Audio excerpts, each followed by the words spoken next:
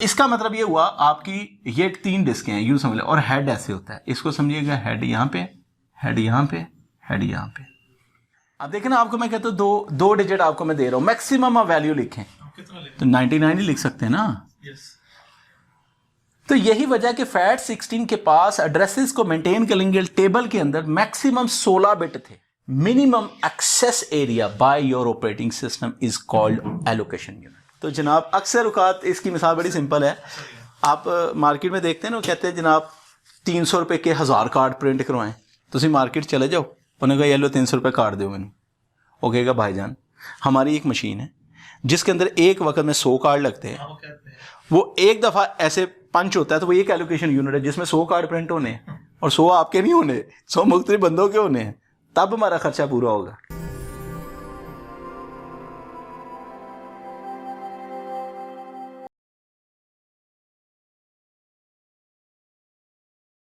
अच्छा जी, अब मैं आपके पास हार्ड डिस्क की ज्योमेट्री की बात करने लगा हूं।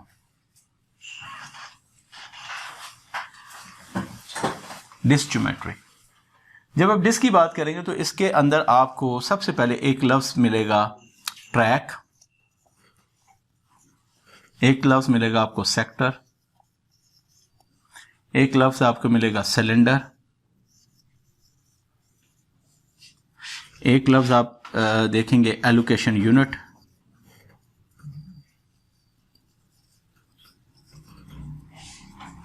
ठीक है। फिर कुछ टर्मिनोलॉजीज हैं, लेटेंसी, फिर इसका मिलेगा बफर, फिर इसमें मिलेगा आरपीएम, फिर में इसमें मिलेगा फैट 16, फिर इसमें फैट 32, फिर इसमें मिलेगा आपको NTFS, फिर उसके बाद आपको EXT2, EXT3,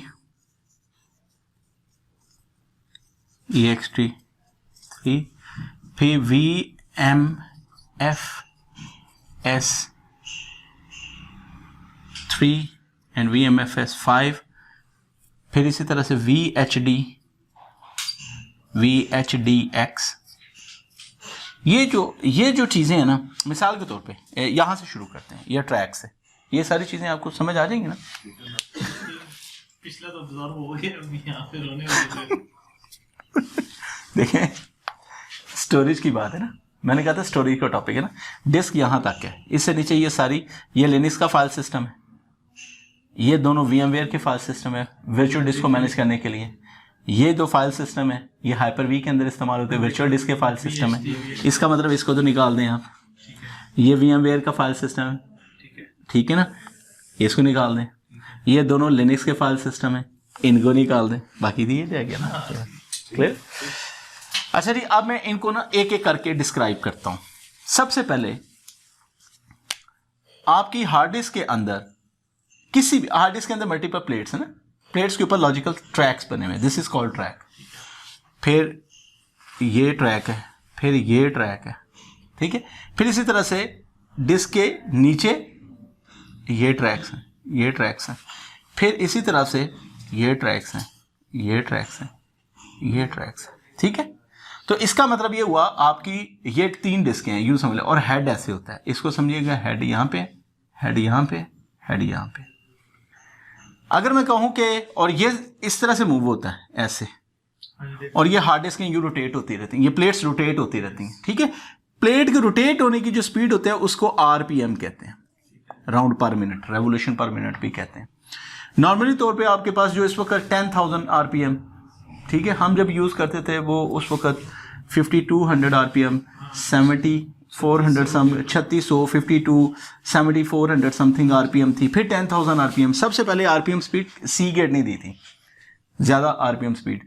RPM स्पीड बढ़ाना यानी आपका मकसद अल्टीमेटली ये था कि डिस्क से ज़्यादा स्पीड कैसे हासिल की जाए, उसमें से एक था कि RPM स्पीड बढ़ा दी जाए, क्योंकि एक ट्रैक घूम के जितनी जल्दी सेक्टर इसके नीचे आएगा, ट्रैक हेड उसको उतनी जल्दी से पड़ेगा। क्लियर हो गया ना। लेकिन RPM स्पीड बनाने से इसमें एक बूम की कैफियत पैदा हो गई, लिहाजा हार्ड डिस्क जब फर्स्ट टाइम सीगेट आया तो बैड सेक्टर क्रिएट होना शुरू हो गए थे RPM स्पीड बढ़ने से। अगर आप हार्ड डिस्क और CD-ROM इकट्ठे लगाते थे तो गैप देना पड़ता था हमें, अगर इकट्ठे लगाए तो वो ट्रेल करता था। ठीक है, ये एक छोटी सी चीज थी। यहां तक क्लियर हो गया आरपीएम? ये ट्रैक भी समझ आ गया। सबसे इंपॉर्टेंट ट्रैक जो होता था ना वो ट्रैक 0 होता था, क्योंकि ट्रैक 0 वो है जिसके ऊपर MBR होता है, master boot record, booting files. आप अक्सर देखिएगा विंडोज आप लोड करते हैं तो वहां पे एंटी लोडर का मैसेज आ जाता है कि ये फाइल आपकी मिसिंग है। जी सर। तो आपका इसका मतलब है सिर्फ बूटिंग फाइल मिसिंग है। ठीक है ना? तो MS-DOS, io.sys और command.com ये 3 फाइल होती थी, बूटिंग फाइल्स होती थी ना। तो आपकी जो ऑपरेटिंग सिस्टम की बूटिंग फाइल्स होती थी उनका इस ट्रैक पे होना जरूरी होता था। शुरू में हमारे साथ ये होता था कि अगर ये ट्रैक आपका खराब हो गया ना तो आपकी वो हार्ड डिस्क वैसे काम के काबिल है, बूटेबल नहीं हो सकती थी वो, उस पर ऑपरेटिंग सिस्टम नहीं इंस्टॉल हो सकता। फिर लॉजिकली हम पार्टीशन की यूटिलिटी यूज करते थे और 0 ट्रैक को आगे बनाने की उनके अंदर एबिलिटी, लो लेवल फॉर्मेटिंग उसको बोलते हैं। लेकिन फिर वक्त अगर आपकी हार्ड डिस्क बार बार ऑपरेटिंग सिस्टम इंस्टॉल कर रहे नहीं चल रहा, उसका ट्रैक 0 बैड है। क्लियर हो गया? इसको कहते हैं बैड सेक्टर। यहां तक क्लियर होगी बात? ट्रैक 0 भी समझ आ गया, MBR भी समझ आ गया।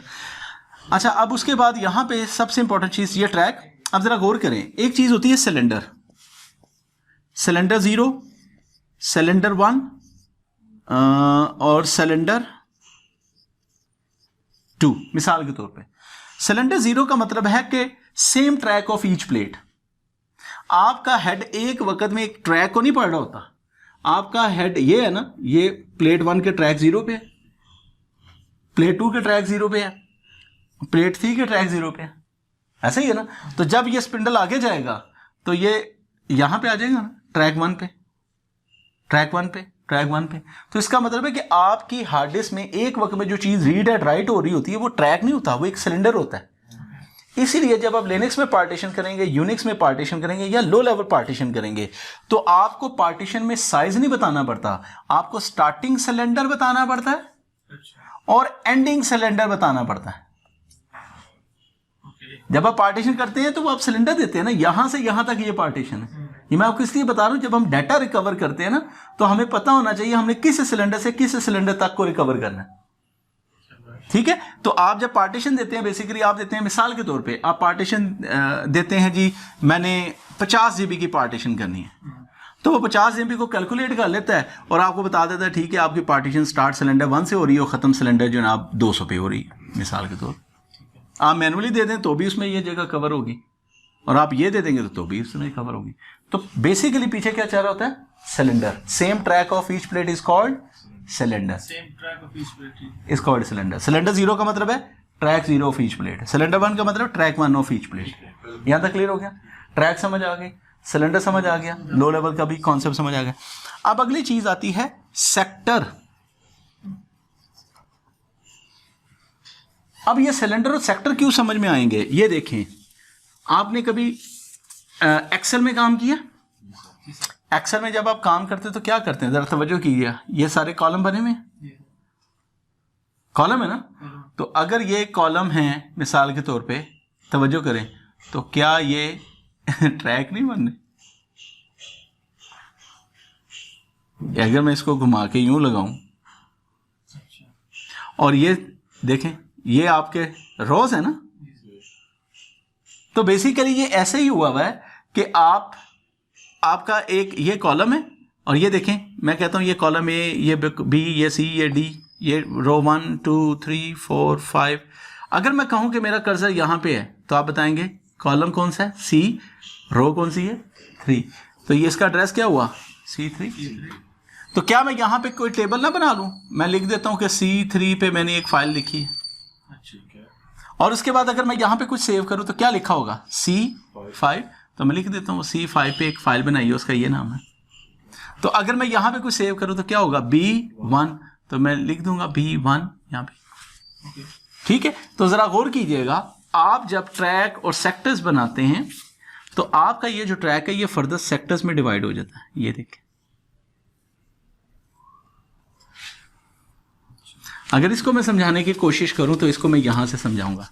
ये देखें, ये ट्रैक, दूसरा, तीसरा, चौथा, और ये देखें सेक्टर। ये वही बन गया ना, कॉलम और रोज। ये ट्रैक 0, ये ट्रैक 1, ये ट्रैक 2, ये ट्रैक 3। कोई इशू? अब देखें ये सेक्टर ए, ये सेक्टर बी, सी, डी, ई, एफ, जी। क्लियर हो गया? अगर देखें मैं यहां पे कोई फाइल सेव करता हूं यहां पे, तो ट्रैक कौन सा है? 1। मैं यहां पे नहीं कर रहा, यहां पे करो ताकि नजर आ जाए आपको, ये 1 है। और सेक्टर कौन सा है? तो अब इन तमाम सेक्टर्स और ट्रैक की इंफॉर्मेशन एक टेबल में मेंटेन हो रही होती है। ये देखें कैसे होगी, तो तवज्जो करना। 0A, 0B, 0C, 0D, 0E, 0F, 0G, 1A, 1B, 1C, 2A, 2B, 2C। समझ आ रही बात? सर समझ आई? ये जो टेबल है इसमें इन तमाम ट्रैक्स और सेक्टर्स की इंफॉर्मेशन मौजूद है। इस टेबल को आप पंजाबी जुबान में इंडेक्स टेबल भी कह सकते हैं और इसको फैट कहते हैं, फाइल एलोकेशन टेबल। एक ऐसा टेबल जिसको देख के पता चलता है कि कौन सी फाइल किस ट्रैक को किस सेक्टर पे है।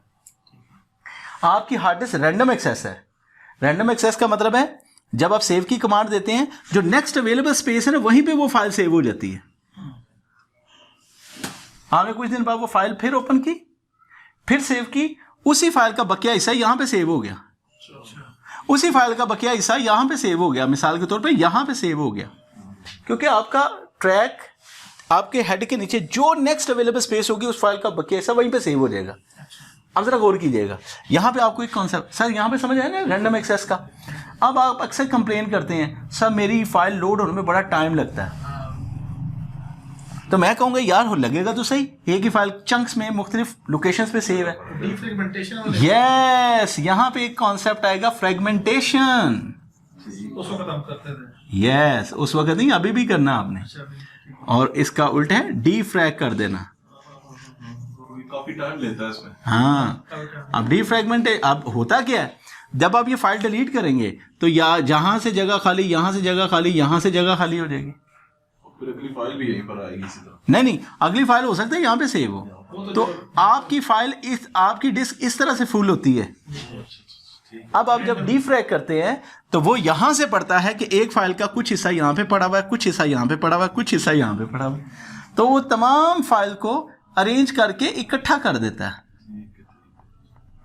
और ये तमाम फाइल जो है एक सीक्वेंस में यहाँ पे आ जाती है, यहाँ पे आ जाती है, तो सारी जगह फिल शुरू में आ जाएगी और सारी खाली जगह एंड पे बच जाएगी। इस कॉन्सेप्ट को डिफ्रैग करते हैं, जिससे आपकी हार्ड डिस्क की रीड एंड राइट स्पीड बढ़ जाती है, परफॉर्मेंस भी बढ़ जाती है। डिफ्रैगमेंटेशन, फ्रैगमेंटेशन क्लियर हो गया। अब यहां पे एक कॉन्सेप्ट है फैट 16, फैट 32। ये जो सेक्टर है ना, ये सेक्टर है, इसका साइज जनाबे अली फिक्स है 512 बाइट्स, ये फिक्स साइज है।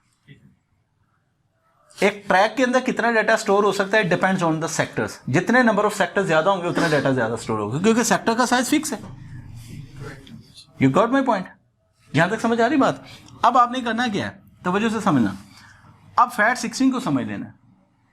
हम जब कहते हैं ना कि फैट 16 इससे बड़ी हार्ड डिस्क सपोर्ट नहीं कर सकता, क्यों नहीं कर सकता? मिसाल के तौर पे फैट 16 के पास कितने बिट्स हैं?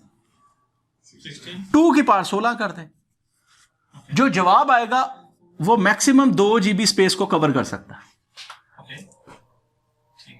यानी ये एड्रेसेस ही इतने नहीं बन सकते कि 2 GB से ज्यादा की डिस्क को स्पेस को सपोर्ट किया जाए। लिमिटेड सा टेबल है, बिल्कुल बिल्कुल। अब देखें ना, आपको मैं कहता हूं दो डिजिट आपको मैं दे रहा हूं, मैक्सिमम आप वैल्यू लिखें तो 99 ही लिख सकते हैं ना। तो यही वजह कि फैट 16 के पास एड्रेसेस को मेंटेन करेंगे टेबल के अंदर मैक्सिमम 16 बिट थे, तो 16 बिट के तहत वो जितने एड्रेसेस को मेंटेन कर सकता है उससे जितनी डिस्क कवर हो सकती है वो 2 GB। That's the reason 16 bit अगर आपने पार्टीशन करते वक्त मेरा वीडियो देखेंगे, पार्टीशन करते वक्त फैट 16 सेलेक्ट किया है, 2 GB से पार्टीशन बड़ी नहीं कर सकते। यानी अगर आपके पास 10 GB की हार्ड डिस्क है, आप उसको 5-5 GB की 2 हिस्सों में डिवाइड करना चाहते हो, यू कांट। आप 2-2 GB की 5 कर सकते हो। ये फैट 16 की लिमिटेशन थी। इसकी वजह से फिर आया फैट 32। अब वो कहता है जी आप मुझे 2 टेराबाइट तक की पार्टीशन कर ले, मुझे कोई प्रॉब्लम नहीं। ठीक है, यहां तक क्लियर है? यहां तक क्लियर हो गया? अच्छा, यहाँ तक की थ्योरी समझ आ गई? इसकी नंबरिंग है और जो वो है। अब आपको समझ आ गया? एलोकेशन टेबल समझ आ गया? File allocation table. हम जब डाटा रिकवर करते हैं तो पहले ये टेबल रिकवर करते हैं। जब आप फॉर्मेट करते हैं ना, अब आपको एक आम बता देता हूँ, अक्सर आप फॉर्मेटिंग करते हैं ना फॉर्मेटिंग। तो फॉर्मेटिंग से सिर्फ ये टेबल के सामने सिर्फ ये होता है लिखा available available available available, data को कुछ नहीं होता। You got my point? जब आप फॉर्मेट करते हैं ना, एलओजी यूएसबी फॉर्मेट हो गई, हार्ड डिस्क रिकवर भी हो जाती है वो कहते हैं। यस, इसीलिए तो रिकवर हो जाती है, डाटा तो वही पे पड़ा हुआ है। अच्छा, फॉर्मेट इसी से 1 सेकंड ही हो जाती है। यही वजह से अब आप मुझसे सवाल पूछेंगे कि सर ये क्यों नहीं फॉर्मेट। देखें, जिस तरह इन्होंने सवाल कहा था कि डीफ्रैग करते हुए बहुत टाइम लगता है, क्योंकि डाटा को एक जगह से उठाना है दूसरी जगह पे लगना है। भाई अगर वाकई में फॉर्मेटिंग करे, यहां से भी डाटा रिमूव करे, जिसको कि लो लेवल फॉर्मेट करते हैं, takes very very long time. इसलिए यहां पे सिर्फ ये होता है। तो अब होता क्या है, जब आप नेक्स्ट टाइम डाटा सेव करते हैं ना, अगर वो जगह यहां पे अवेलेबल है तो वो यहां पे राइट करने से पहले उसको क्लियर करता है, फिर वहां पे लिख देता है, रीराइट करता रहता है। बाकी वो जब तक उसके ऊपर डाटा ओवरराइट नहीं होता वो रिकवरेबल होता। ठीक है, फिर उसको ये क्यों कहता है कि जगह अवेलेबल है? तो अवेलेबल है ना भाई, टेबल देख के। टेबल वो खाली कर देना। सर ऐसे ही है ना, जैसे आपके पास किताब है, किताब के इंडेक्स टेबल में आपने कहा जी सारे पेजेस अवेलेबल है, यू गॉट इट। तो फाइल एलोकेशन टेबल फॉर्मेट होता है, वो नहीं होता। और ये फैट, फिर मैं बता दूं, फैट की 2 कॉपीज होती है, एक फैट 1 होता है, एक फैट 2 होता है। फैट 1 आप यूज करते हैं, DIR से नजर आता है सारा कुछ। फैट 2 आपको नजर नहीं आता। जब कोई रिकवर करने वाला सॉफ्टवेयर होता है, वो फैट 1 को फैट 2 के साथ कंपेयर करता है, और जो डिफरेंस होता है वो लेके इधर कॉपी कर देता है। सिंपल सी बात, डाटा पड़ा हुआ है लेकिन आपके एड्रेसेस खत्म हो गए यहाँ से। ये फॉर्मेट है। फॉर्मेट के बाद जब तक रीराइट नहीं होगा वो रिकवरेबल हो सकता है। कॉन्सेप्ट समझ आ गया था? जी सर, जी समझ आया। हाँ, अच्छा, अब जो मैं चीज़ आपको बताने लगा हूं ना, और वो बस वो है एलोकेशन यूनिट। बस ये आज के टॉपिक का लुबे लुबाब है, allocation unit. Allocation unit, minimum access area by your operating system is called allocation unit. मिसाल के तौर पे मैं अब आपसे एक सवाल पूछता हूँ, यहां से लेके यहां तक एक जगह है, ठीक है, इसके अंदर मैं सोफे लगा देता हूं, तो मैक्सिमम 3 लगेंगे। तो एक बंदा एक सोफे पे बैठेगा तो 3 ही बंदे बैठेंगे ना, क्लियर। और अगर मैं एक चेयर लगा दूं तो हो सकता है 10 लग जाए, तो कितने बंदे बैठेंगे? 10। तो पहले सिनेरियो में एलोकेशन यूनिट बड़ा था, जगह ज्यादा ज़ाया हुई। दूसरे सिनेरियो में एलोकेशन यूनिट छोटा था, जगह कम ज़ाया हुई। क्लियर हो गया? तो याद रखें, एलोकेशन यूनिट जितना बड़ा होगा, रीड राइट स्पीड उतनी तेज होगी, स्पीड उतनी कम होगी। रीड राइट स्पीड उतनी ज्यादा होगी लेकिन स्पेस ज़ाया होगी। एलोकेशन यूनिट जितना छोटा होगा, स्पेस उतनी बेस्ट यूटिलाइज होगी, लेकिन रीड राइट स्पीड पे इफेक्ट होगा। मिसाल के तौर पे आपको मैं कहता हूं, आपका एक पेज है, दिखाएं जरा, ये पेज है, दिखाएं, ये पेज है। This is called allocation unit which you can allocate to any specific user. मैं कहता हूँ यार, एक पेज एक बच्चे को देना है, नाम लिखें। आपने 100 बच्चों के नाम लिखे, कितने पेज आया हुए? 100, क्योंकि हर बच्चे को एक। मैं कहता हूँ यार इतना पेज आया हो गया। आप इस तरह करें ना, इस तरह से मैनेज करें कि ज्यादा से ज्यादा बच्चे कम से कम जगह में आ जाए। आप कहते हैं सर मैं एक पेज को ना 2 हिस्सों में डिवाइड कर देता हूँ। 2 हिस्सों में डिवाइड नहीं, 2 हिस्सों में डिवाइड कर दो, ठीक है। तो एक पेज पे कितने बंदे आ जाएंगे? 2। मैं कहता हूँ अभी भी जगह ज़ाया हो रही। आप कहते हैं 4 में डिवाइड कर देता हूँ। क्लियर हो गया? अब मैं कहता हूँ यार मुझे बताओ शफकात का नाम कहाँ पे है। अब आपको सर्च करने में ज़रा प्रॉब्लम होगी, क्योंकि आपने एक पेज को 4 में डिवाइड किया ना। You got it? तो जनाब अक्सर औकात इसकी मिसाल बड़ी सिंपल है। आप मार्केट में देखते हैं ना, वो कहते हैं जनाब 300 रुपये के 1000 कार्ड प्रिंट करवाएं। तुम मार्केट चले जाओ, उन्हें कहा ये लो 300 रुपये कार्ड दो मैंने। वो कहेगा भाईजान हमारी एक मशीन है जिसके अंदर एक वक्त में 100 कार्ड लगते हैं। वो एक दफ़ा ऐसे पंच होता है, तो वो एक एलोकेशन यूनिट है जिसमें 100 कार्ड प्रिंट होने हैं, और 100 आपके नहीं होने, 100 मुख्तलिफ बंदों के होने हैं, तब हमारा खर्चा पूरा होगा। तो वो जो एक दफ़ा पंच लगता है वो एक एलोकेशन यूनिट है। जिसमें डायरीज होती है ना, ABC लेटर्स में लिखे, समटाइम्स एक मुश्किल आती है कि फॉर एग्जांपल S नाम के वो लिखे थे, लेटर्स लिखे थे ABC, S नाम के बहुत सारे नेम्स आ गए, लेकिन वो शीट भरी गई है। वो अब उससे आगे क्या करेंगे? वो एलोकेशन वाली बात आ गई। हाँ, ये क्लियर, एलोकेट जितना मिनिमम करते हैं। अब सुने, फैट 16 जो है ना, उसका एक प्रॉब्लम था। Larger allocation unit, allocation unit. Fat 32 ने उसका सोल्यूशन निकाला, मेरे वीडियो में मैंने लैब करके दिखाई। Smaller allocation unit. एनटीएफएस ने उसके भी आगे चला गया, सब एलोकेशन यूनिट। अब इसका कॉन्सेप्ट समझना, आप 2 GB की एक पार्टीशन करें मिसाल के तौर पे, अगर आप फैट 16 यूज करते हैं ना, तो इसका एलोकेशन यूनिट मेरे अंदाजे के मुताबिक 64 KB होगा, एक यूनिट। अगर यही पार्टीशन आप फैट 32 से करें, बल्कि 10 GB तक भी करें, तो उसका एलोकेशन यूनिट जो होगा वो 4K होगा। अगर यही पार्टीशन एनटीएफएस से करें तो उसका एलोकेशन भी ऑलमोस्ट 4K ही होगा। ठीक है, चेक कर लीजिएगा, बहरहाल मैंने वीडियो में दिखाया भी हुआ। ठीक है, ओके। अब देखिए होगा क्या। अगर मैं एक छोटी से छोटी फाइल बनाता हूं और उसके अंदर लिख देता हूं 1 2 3 3 कैरेक्टर, बेसिकली ये फाइल बताएगी कि आपने कितनी बाइट यूज की है, जगह 3 बाइट्स, क्योंकि उस फाइल के अंदर मैंने 3 कैरेक्टर ही लिखे हैं ना। लेकिन चूंकि एलोकेशन यूनिट कितना है 64, जब आप फ्री स्पेस देखेंगे ना, तो 3 बाइट के लिए 64 किलोबाइट जगह आपकी फ्री स्पेस में से कम हो जाएगी। ओके, पूरा यूनिट यूज हो। सर यूनिट मिनिमम है ही उतना। अब यही वजह है कि आप कहते हैं सर मैंने इतना डाटा तो सेव ही नहीं किया, लेकिन मेरी स्पेस बड़ी ज़ाया हुई है। अब यही फाइल अगर मैं यहां पे सेव करूं, 3 बाइट की फाइल है, तो कितनी जगह वेस्ट होगी। यही फाइल अगर मैं इधर यूज करूं, यह कहता है कि मैं नहीं यूज करूंगा 4K। मेरी क्वालिटी ये है कि आप ये फाइल भी करो, फिर एक और फाइल भी करो, फिर एक और फाइल भी करो, फिर जब पूरी 4K जगह यूज हो जाएगी तब मैं 4K को माइनस करूंगा सब यूनिट। तो ऐसे ये डायनामिक की तरह यूज कर रहा है, यानी कहता मैं जब तक 4K पूरा यूज नहीं हो जाए, मेरे अंदर एबिलिटी है, सब यूनिट भी बना सकता हूँ ना, सब एलोकेशन यूनिट। क्लियर हो गया। अब मैंने अपनी वीडियोस में बड़ा क्लियरली बताया कि जिन पार्टीशंस के ऊपर आपने बड़ी बड़ी फाइलें सेव करनी हो, आपने ऑटोकैड की, आपने कोरल की, आपने वीडियोस, इस तरह उनका एलोकेशन यूनिट बड़ा होना चाहिए। 32 फैट 32 फैट 16 तो आपने यूज़ नहीं करना। फैट 16 सिर्फ उसी वक्त मजबूरी के तहत यूज़ किया जाता है जब कोई ऐसा ऑपरेटिंग सिस्टम इंस्टॉल करना हो जो फैट 32 को सपोर्ट ना करता हो।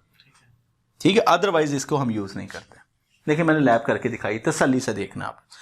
फैट 32 यूज़ करें और एलोकेशन यूनिट बड़ा रखें अगर बड़ी फाइलें सेव करनी है, एलोकेशन यूनिट छोटा रखें अगर हमने टेक्स्ट फाइलें, एक्सेल की फाइलें, इस तरह की फाइलें आपने रखनी।